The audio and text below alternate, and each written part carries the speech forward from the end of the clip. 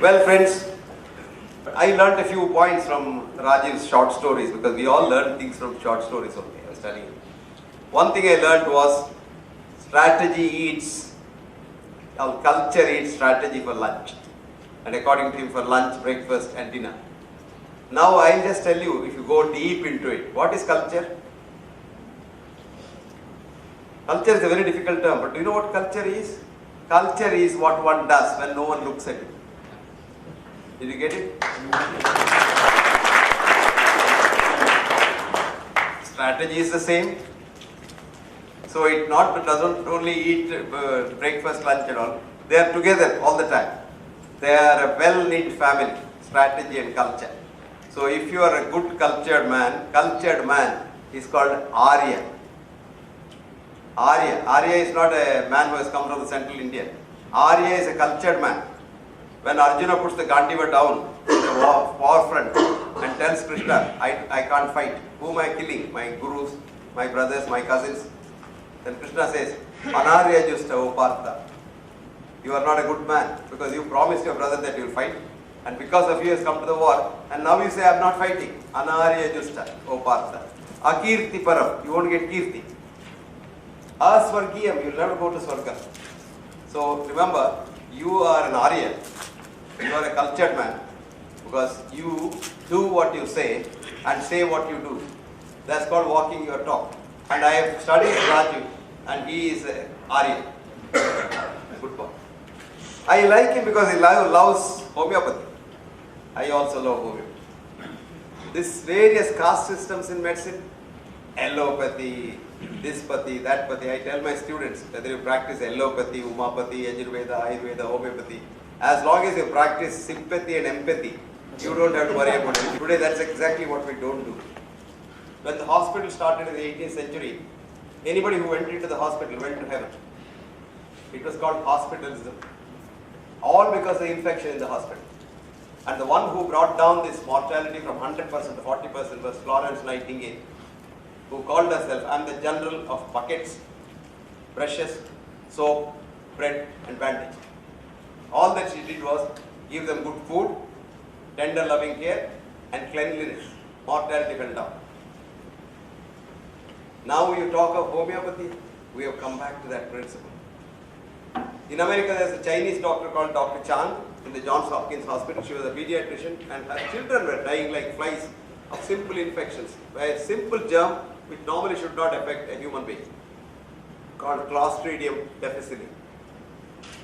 Children were just flying, coming to the intensive care unit and dying. One day she read a lot of Indian scriptures, and in the Indian veterinary science, in the 17th century, a cow has a bad infection. The treatment was another cow's shit. Okay? She said, why not I do the same thing? Children are anyway dying.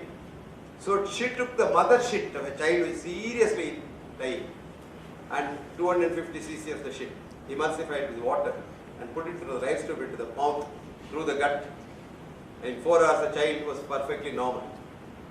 Of course they called it fecal transplant and it becomes respectable, but it comes from America. If Murarji Desai drinks his own urine, he will say, hey, fool, doesn't know anything. But if America says, come on now, take shit as the best treatment for infection, you immediately say yes. And in America now you can get poop capsules, no poop capsules.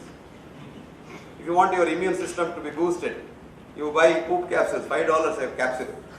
Only thing is it's not yellow. That yellow part of the material they have removed, it's a shit only. So what I am telling you is, this is a big cycle, goes on and on and on. So nobody should pontificate to the world saying that what I think is the right thing. You know, without cholesterol, you can survive forever. With cholesterol, you will die very soon. Very interesting thing. When I was a student, we were taught normal cholesterol must be about 250 milligrams. After I passed, 10 years later, it became 200. Another 10 years it came to 180, then another 10 years it came to 160, and then the drugs started coming. From cholesterol in the 50s to statins in the 90s, 2000. And do you know the business? If I were to show you a graph, the death rate due to coronary artery disease was going up. And proportionately, the profit of the drug companies is also going up. You can extrapolate the two graphs, identical, absolutely parallel. Now they say, I have been saying cholesterol is a friend, more the merrier. If you want to live long, you must have good cholesterol. A study done in French nursing home showed ladies above 90 had about 800, 900 cholesterol. Because remember, you kill billions of your cells every day. They have to be replaced. And new cell wall is cholesterol. And if you don't have enough cholesterol in your blood, the cell wall is so weak that it invites necrosis, which invites cancer. And I don't want to tell you more about cholesterol because if you don't have cholesterol, you die very young. Now America says cholesterol is very good. Have you seen last month's Times magazine? Bullseye, 2 bullseyes on the cover. They eat more eggs, eat beef, eat red meat, fry your things in lard. This is what used to happen when we were students in the West. We used to get onion rings. And those onion rings are so tasty. Brahmins from here, they'll go and say that I'm a vegetarian, I'm only eating onion rings. One day I told him, do you know what it is fried in? I said, it's lard. And he started vomiting. Then I told him, don't worry, you go back home, have a nice bath in Ganges, change your cross belt, you are fine.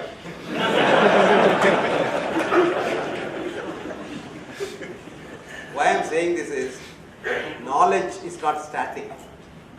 Wisdom can be static. What's the difference between the two? Knowledge dwells in heads replete with thoughts of other men. I read this in this book, I heard this, I saw that, my teacher told me. But wisdom is something that is in your own head. So the poet said, knowledge and wisdom, far from being one, have nothing in common. Knowledge is so proud because it knows so much. No, I'm so and so, my CV, blah, blah, blah, blah. And wisdom is so humble because it knows no more. Here was the wisest man in the world, Von Johanna Goethe, who said, I now know medicine, science, philosophy, physiology, jurisprudence, even as theology from end to end with labor scheme. But here I stand, O fool, with all my lore, no wiser than before. Did you understand? Yes. Now Rath was telling me that you all want to know how to live happily, healthily, and never die. Nobody wants to die. For a minute you think none of us dies. Just think, hypothetically.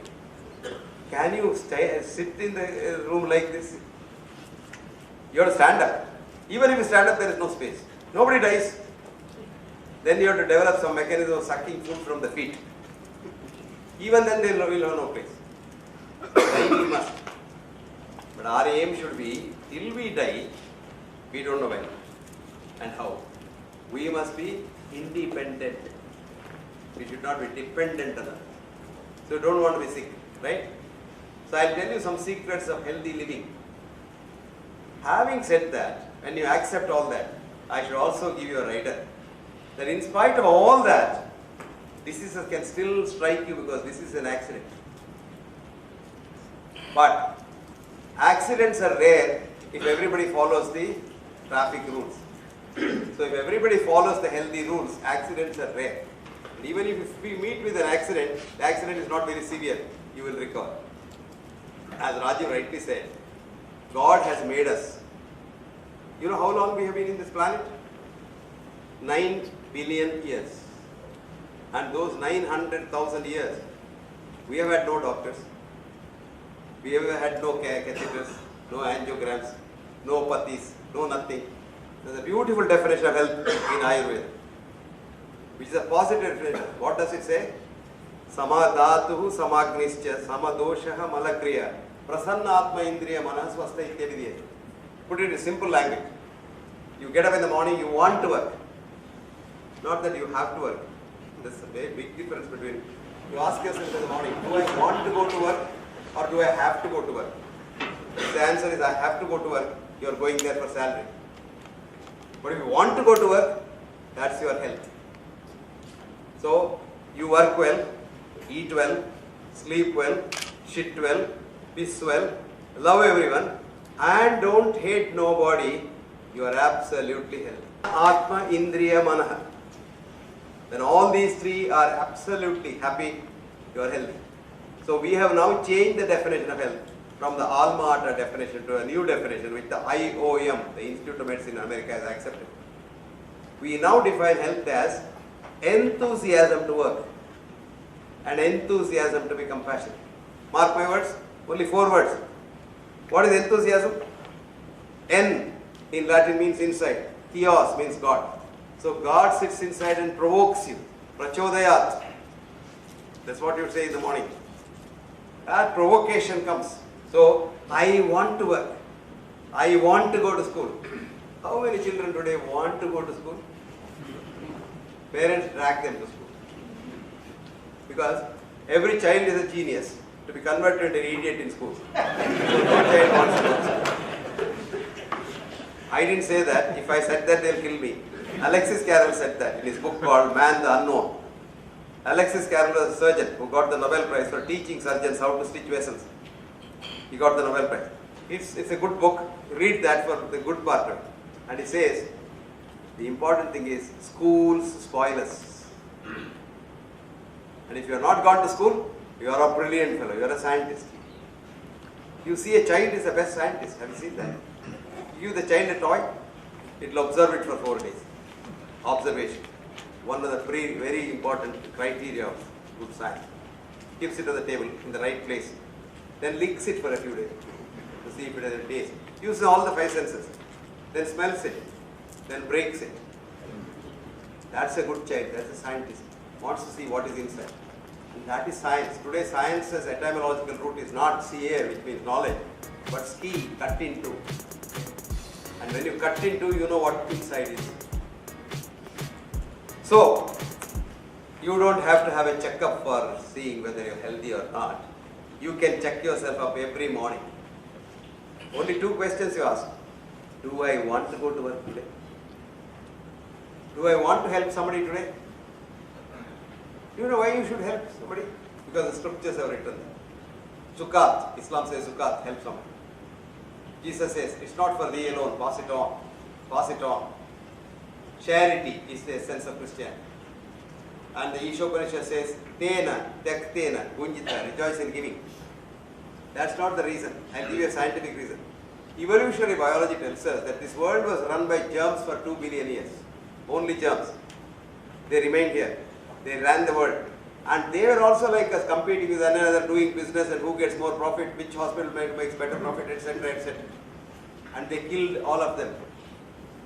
At the end they realized, if we go on competing like this, we will all be extinct. So they mutated. And what did they do?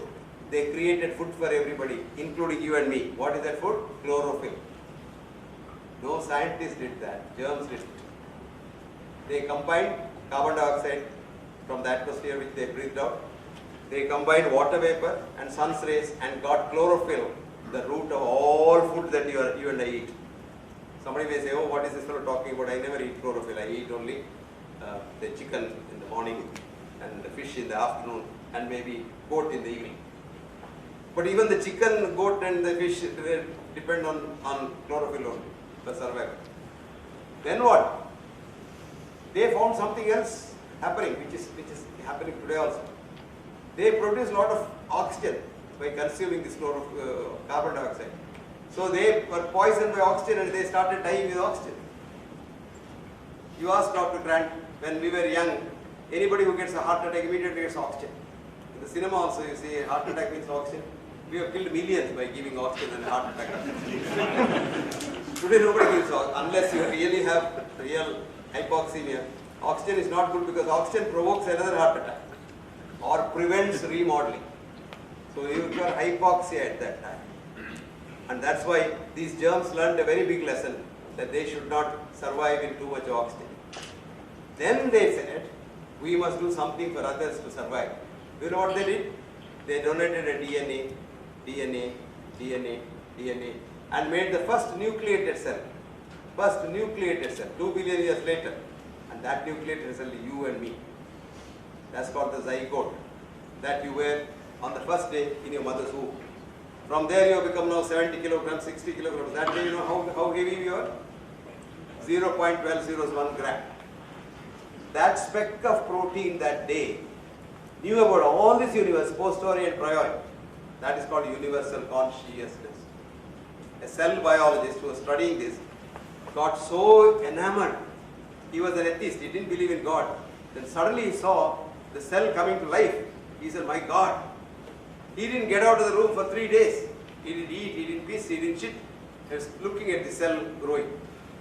His name is Bruce Lipton. He wrote a book for you. Please read it. It's called Biology of Belief. Biology of Belief. Bruce, B-R-U-C. Lipton is T, Lipton, L-I-P-T word. Fascinating book. Now what does it show? That we are here because of someone else's kindness. So what's your job? Be kind to others. That is why Paropakarartham idam sharir. An organization can work only when each one of us helps another person. If anybody in Bajaj Auto says, I run the Bajaj Auto, I am the CEO, I am the AFO, BBABCDO. Organization is sick, I starts illness. When everybody in Bajaj Auto from Rahul Bajaj ji to the peon say, we run the Bajaj Auto, we starts wellness. Bajaj Auto will be robust, good health. Did you understand that? Forget the word I is a very bad word. I is a very bad word. Ego, pride, and that's why, no, we means we are all connected because we have come from the same consciousness.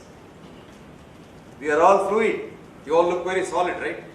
You look 70 kilos and very solid. There's nothing solid about you. You are all fluid. And the same leptococcus in you and me are relatives, very close relatives. My body cells, I have 120 about. And they are cousins of Ravi's body cells. How can I hate Ravi? The minute I hate Ravi and try to harm him, my cells get confused. Hey, what is this ass doing? What has gone wrong? He is hating somebody I love. And then after you keep on doing that, which people do, carry hatred. Hatred is a very heavy burden to carry.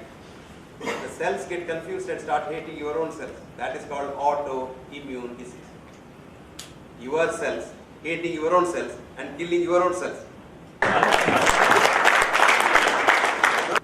Now, why so many systems of medicine? Why have this caste system? We can put it together as a healing system. Modern medicine has something very interesting. Somebody gets a heart attack. If I get a heart attack now, God forbid, I have to go to Dr. Grant. Then whatever Dr. Grant does, I have to accept because a patient's philosophy is listen to your doctor, right?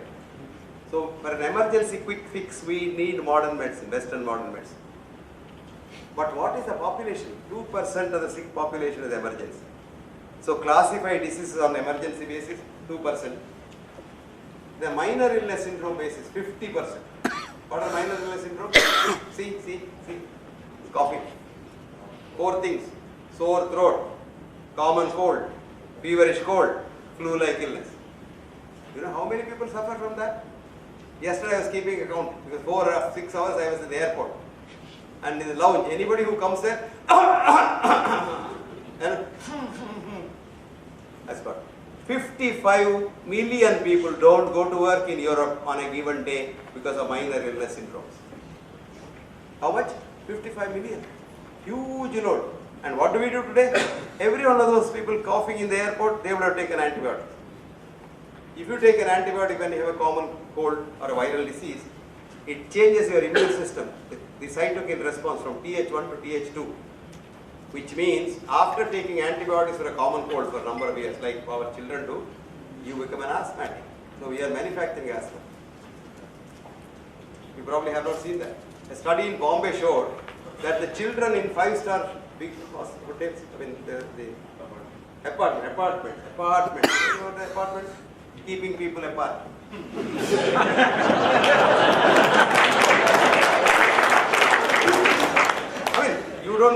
They don't know who their neighbor is.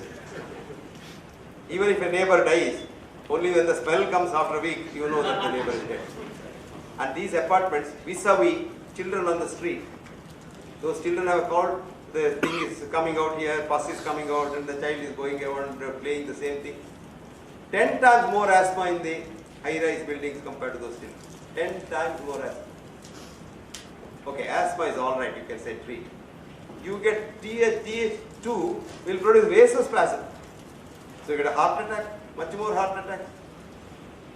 Common cold and antibiotic is one of the causes of heart attack, but we don't think about it. Very interesting. But we do that. Instead of that, you say minor illness syndrome. What is the treatment? Best treatment is homeopathy. There are 3 studies on 2 drugs in homeopathy. Arum triphylatum and Sambucus nigrate. Fantastic results. 2 days you are all right. But the latest research from Colindale, where it's a cold research center, common cold research center, started in 1948, closed in 1998 after 50 years, saying that we have not made any progress in common cold research. Spent 500 million pounds, and we are converting this into AIDS research center. And the last paper said, if any one of you get cold next winter, go to an Indian restaurant and eat Indian curries. Because the research showed ginger, garlic and pepper in combination are the most powerful antiviral drugs man has ever known. Who does the study? In Harvard. My granny did that study. When I was a child, I used to get pepper. You go, "Ille, neeku kudikiliya?"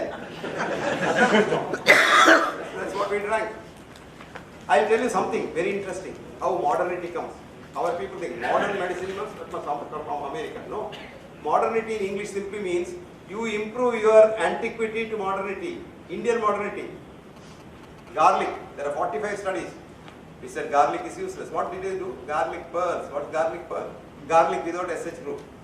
Because nobody likes that smell. Especially girls don't like that smell. Without SH group, it's not garlic. And garlic to be garlic and to be medicine must be eaten raw in the mouth. When you mix it, the garlic gets mixed with the trypsin in your saliva. And the alanine in garlic becomes allicin, which is a medicine. A very powerful medicine. Much more powerful than your aspirin, tucramycin, your ticlopidine, and what have you. There's a very famous cardiac surgeon in New Zealand called Sir Brian Barrett Boyce. He had a large chunk of Asian patients in those days. He used to tell me, Professor Hegde, I don't give the blood thinners for my patients after a viral replacement because they eat so much of garlic and onion, their blood is always thin. He was right. And mind you, those days, I'm talking of the 60s, we used to have cloth covered valves. If you don't give your warfarin, etc., the patient will die. But he never gave warfarin to Indian patients. The CAD audit now showed that if you lower your A1C level, the hemoglobin level, less than 6, you die very fast. Between 7 to 8, you live long. Beyond 8 also, you may die a little early. So you must have higher sugar than what the doctor wants you to have. You are safer.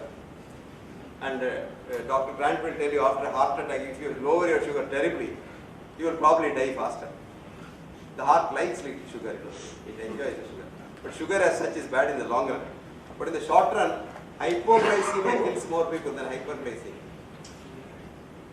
Similarly, 17 studies on high blood pressure treatment over the years showed that those who took tightly drugs, they met their maker a little faster than others. Now there is a long study, 25-year study called the MRFIT study, multiple risk factor intervention trial. Tightly controlled every so-called risk factor. The other side, they just said, do what you like. And after 25 years, they found the what you like fellows are still alive. And these fellows were all in heaven. To see what happens to reassurance. We want so many systems, no? A very large study was mounted in Oxford, Cambridge, Hamburg and Munich. Severe cancer pain, severe pain. They ran a drip of morphia, the most powerful painkiller. But while running, they said, this is not morphia. This is a new medicine we have found for cancer. It will not relieve your pain, but it will relieve your disease. Nobody's pain went. To be precise, 88% pain didn't go. Then they took the same patient, what's called the crossover study, ran a saline drip, salt water drip, and told the patient, this is the latest salt of morphia. Your pain will simply vanish. And pain vanished. They were shocked. Morphia in the vein, pain not gone. Salt water in the vein, pain gone. Then they repeated the study with fMRI, concurrent fMRI. See what's happening. When the patient believed that this is morphia, because he believed his doctor, believed, faith. The forebrain produced such powerful opioids, more powerful than morphia, pain disappeared. When the patient didn't believe or believed the doctor that it's not morphia, the forebrain slept and nothing happened. So treatment is not effective, but the faith is effective. Did you understand that? So what does it matter what system you have? Homeopathy, allopathy, doomopathy, whatever it is. Simply sympathy, empathy, faith, which is called placebo in Latin. So make it a little more dignified. You don't believe this, right? Young lady, write down the placebo effect. And you will know, what is this happening in the world? Where am I? You know, this is very interesting. So friends, what was the message that I want to send home? Your health is in your hands. Preserve it as long as you can. Did you understand? First go to homeopath, then come to me. Why I am saying this is the reality. This is the reality. That's why I have a suggestion for Raju. All industries give their workers and others money to go for a checkup. Checkup is the most dangerous thing that you can do. British Medical Journal told you, regular checkup is the most dangerous activity that a mankind can ever do. Because you get an incidentaloma by checking up, and it's called a cancer, and you are given all cancer drugs, and you meet your maker faster. In a way, it is better. Did you understand that? No, I'll tell you why. We don't have a definition of normal in statistical medicine. What we have is an average. Average is not normal, but we equate average with normal, which means we are taking the healthy population and applying disease statistics. I'll tell you a very simple story. What is the normal height of an Indian male? We take 1000 males and the Gaussian curve, mean plus 2 standard deviation comes to 5.4. And then what we have done now, in society there are people who are 4.6, there are people who are 6.2, and there are 7.2, fellows like Kenneth Galbraith. Now all these are normal, mind you. They are all covered in this Gaussian curve. But when we cut it into mean plus 2 standard deviation, 90% are out. Now you send for a checkup. Amitabh Bachchan comes for a checkup. Or why Raju goes for a checkup. Raju goes for a checkup, or his father goes for a checkup. 6.2, ill. What's the treatment? Cut his leg, make him 5.4. Okay? Or Jaya Bachchan goes for a checkup. 4.6. What's the treatment? Transplant her leg and make her 6.1. Can you believe that? This is exactly what we are doing. It's called false positives. False positives. That means every parameter that you check in the hospital, 25% of you will be false positive for one parameter. Today you go to a big hospital, they have got a total body scanner. 500 parameters are checked immediately. It runs. And then you come with also, my B12 is high, doctor. My vitamin D is low, doctor. My bone density is this, doctor. My calcium is that, doctor. Because one point this side, that side, you are told it's abnormal. And then, one patient came to me, a rich man, but not, English educated rich man. His ECG came out of the machine. These days, ask Dr. Grant. His machine itself writes a diagnosis. So the machine wrote borderline ECG. This man knew little English. So he said, doctor, my border, the heart is not all right. He saw 4 big hospitals for border, whether to check his border. Can you believe that? So you become a neurotic after that. You become a patient. Either become a patient or a permanent neurotic. A cardiac neurotic is worse than a cardiac patient. You can treat a cardiac patient but can't treat a cardiac neurotic. I can wake up a man who is sleeping, but if you say I am sleeping, I don't want to wake up, can I wake you up? No, this is the problem. Our biggest problem now in medicine is anxiety neurosis. I tell you, how many people have anxiety neurosis? And we are very important doctors. We think the mind is in the brain. So we treat with the chemical drugs mental diseases. Mind, brain is not in the mind. And what does the drug do? It damages the brain. So we get a zombie at the end of the day who is called Alzheimer's disease, another new disease. See? Isn't that good? And the professor of psychiatry in New York University, she wrote this book called Dementia, a drug-induced crime on mankind. Her name is Grace Elizabeth Jackson. Lost her job. Deported from America. But that book is getting her millions of dollars and she is very happy. She lives in Chile and goes around the world lecturing. How many of you are taking a sleeping pill? Your sleep is not in the brain, but the pill damages your brain. How many of you are taking a waking pill? Better not take a waking pill. Or at least you take a couple of pegs to sleep and another strong cup of Kumbakonam coffee to wake up. Kumbakonam coffee very believable. 650 milligrams of caffeine in that coffee. So you wake up in the morning. But look at those people sleeping on the roadside. What a beautiful sleep. Yesterday, I slept at 1:30 in the morning and I couldn't get sleep because I'm not used to sleeping there. I was struggling to sleep and said, if I don't sleep now tomorrow morning, what will I do? Rajiv's place, what do I lecture now? Then suddenly I thought, think of those think of those people sleeping on the roadside. So happy, and then I slept. Because you must always think of people who are worse than you. You should not think of people, look at him, he's sleeping 8 hours. I will never sleep. So compare yourself with somebody who is below you and see how they live. I always tell people, a lot of people are worried. They are jealous of others. I have a simple formula for you to be happy. Don't be jealous of anybody. Supposing I see a big, let's say, Rolls Royce car parked on the road. I'm so jealous. I look this side, that side, nobody sees. I take a stone and scratch. Jealousy is killing me. Scratching that will further kill me. On the contrary, I can wait for the owner to come. Let's say Dr. Grant comes and I say, Dr. Grant, what a beautiful car you have got here. The like of which I have never seen in my life. Dr. Grant's ego gets boosted. He says, if you want to ride in this car, I would love it. So he'll take you for a ride, you go around.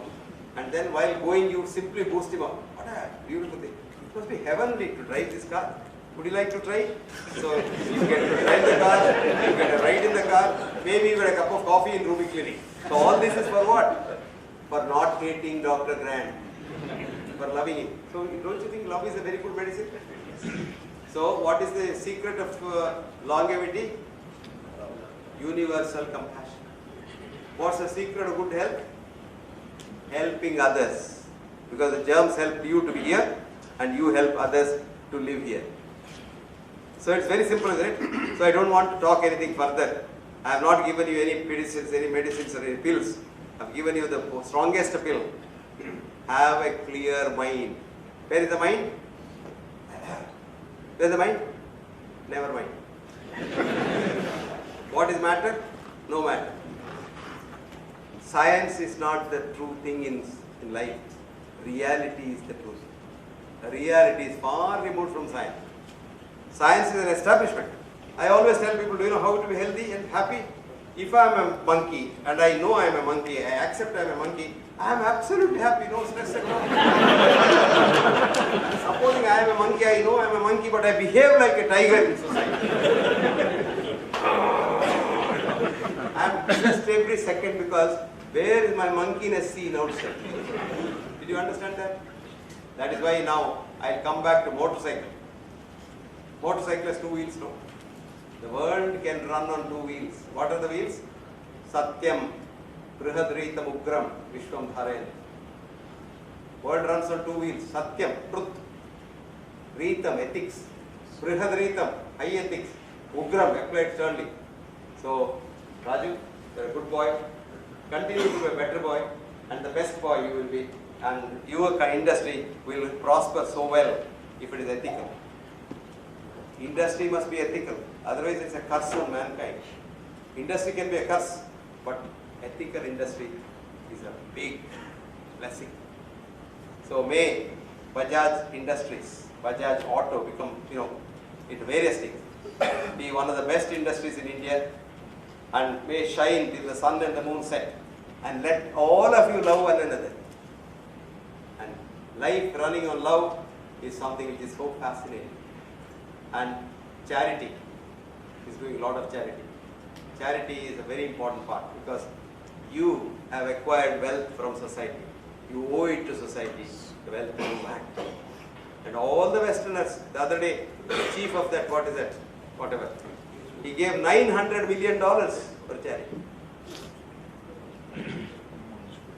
Alfred Nobel was the biggest man who made money by dynamite. One day his factory went up fire. But Alfred had gone to the bank 5 minutes before that. So the whole world, they thought Alfred is also dead.